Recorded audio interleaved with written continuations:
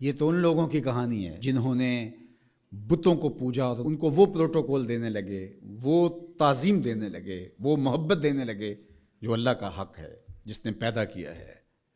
دیکھیں، میری اولاد ہے تو میری اولاد کسی کو تعظیم دے تو میں اس کو گوارا کروں گا، آپ کی اولاد تعظیم دے گوارا کریں گے، لیکن باپ والی تعظیم کسی کو دے تو وہ تو آپ گوارا نہیں کریں گے، میں بھی گوارا نہیں کروں گا، چونکہ یہ تو اللہ نے مجھے اور آپ کو اعزاز دیا ہے نا۔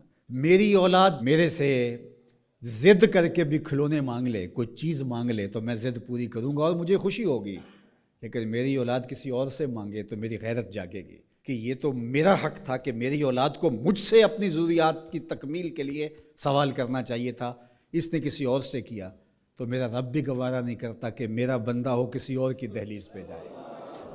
کہا تمہارے جوتے کا تسمہ بھی ٹوٹ جائے تو اپنے رب سے مانگو، وہ تمہیں دینے والا ہے، تمہاری ضرورتوں کی تکمیل کرنے والا ہے، یہ تمہارا رب گوارا نہیں کرتا۔ اللہ اکبر۔ حضور نے سوال کرنے سے منع کیا۔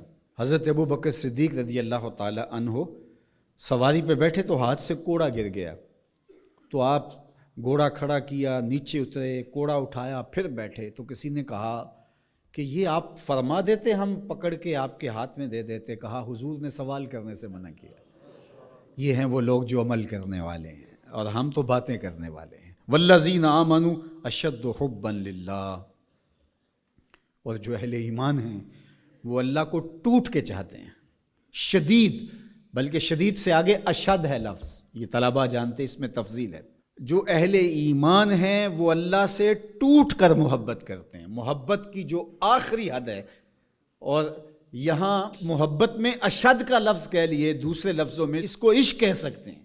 جو اہل ایمان ہے وہ رب سے عشق کرتے ہیں، وہ رب سے ٹوٹ کر محبت کرتے ہیں۔ اشد حب للہ، شدید محبت نہیں، اشد محبت۔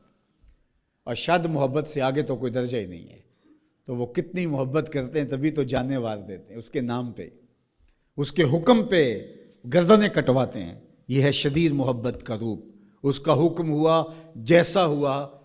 ذرا دیکھیے یہ کتنے لوگ ہیں، آپ کوئی شہر سے آیا ہے، کوئی دیہات سے آیا ہے، کوئی دوسرے شہر سے آیا ہے، کوئی گلیوں سے نکل کے آ گیا ہے، تو یہ کیوں بھاگے بھاگے آ رہے ہیں؟ آج کل تو کسی کے پاس 10 منٹ نہیں ہے تو آپ کہیں گے جمعہ ہے، رب کا بلاوا ہے آگے۔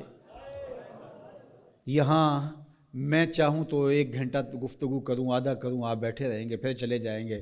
ابھی گھر جا کے کمر سیدھی نہیں ہوگی تو پھر مسجد سے بلاوا آئے گا، آپ پھر بھاگے چلے آئیں گے۔ تو وہ مالک اس محبت کی لاج رکھنے والا ہے۔ یار اللہ سے محبت بہت بڑی دولت ہے، آج اللہ سے محبت ہم بھول گئے ہیں۔ حضور علیہ الصلاۃ والسلام کی محبت بھی اللہ کی محبت ہے، یہ بات ذہن میں رکھیے گا۔ اس کا یہ مطلب نہیں ہے کہ کوئی شخص حضور کی محبت کی نفی کر دے اللہ کی محبت کا نام لے کر، جس طرح کہ ایک فکر ایسی بھی موجود ہے، لیکن دوسری جانب بھی کچھ ایسی صورتیں اتر گئی ہیں کہ حضور کی محبت اس کا نام لیا جاتا ہے اور اللہ کی محبت بتدریج دلوں سے اس طرح سے ختم کر دی گئی ہے۔ اہل ایمان اللہ سے ٹوٹ کے محبت کرتا، تتجافی جنوبہم عن المضاجع، اور اللہ کی محبت کی وجہ سے راتوں کو ان کی کروٹیں بستروں سے الگ رہتی ہیں، وہ خوف اور طمع میں رب کو پکارتے ہیں، کبھی قیام میں، کبھی سجود میں، کبھی رکوع میں، کبھی تسبیح کرتے ہوئے، کبھی تہلیل کے ترانے پڑھتے ہوئے، اس کا مبارک نام لیتے ہوئے، تو اس کے ذکر سے اس کی محبت کا اظہار ہوتا ہے۔ نماز پڑھو تو ڈوب کے پڑھو، سجدہ کرو تو ڈوب کے پڑھو، گویا تم اپنے مالک کی دہلیز پہ اپنا سر رکھ دیا ہے، اور پوری تندہی کے ساتھ اس کے حضور سجدہ ریزیاں کرو، چونکہ وہ ہمارا خالق ہے۔